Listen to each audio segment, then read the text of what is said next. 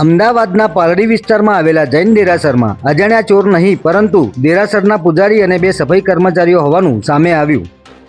નમસ્કાર મિત્રો, હું વિપુલ પટેલ, સમૃદ્ધ ગુજરાત ન્યૂઝ સત્યની સંગાતે। એક નજર આજના મુખ્ય સમાચાર પર।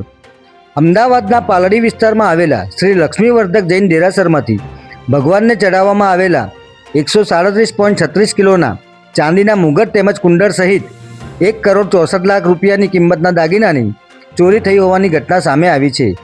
આ ચોરી કોઈ અજાણ્યા ચોરે નહીં પરંતુ દેરાસરના પૂજારી અને બે સફાઈ કર્મીઓએ મળીને કરી હોવાનું સામે આવ્યું છે।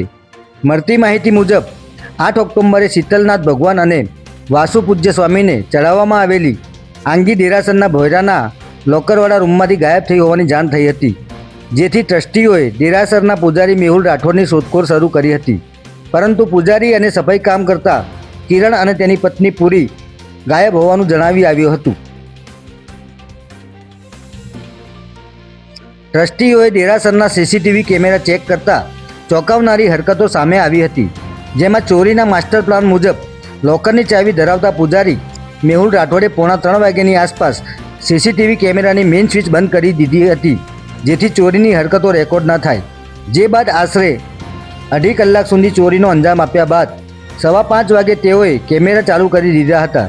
જોકે સ્વિચ બંધ કરવાની અને ચાલુ કરવાની બંને પ્રવૃત્તિઓ કેમેરામાં કેદ થઈ ગઈ હતી અને વધુ તપાસમાં ખબર પડી કે માત્ર 10,000 રૂપિયાના પગાર પર કામ કરતા કિરણ અને તેની પત્ની પૂરીએ વિસનગરમાં મકાન અને કારની ખરીદી કરી હતી।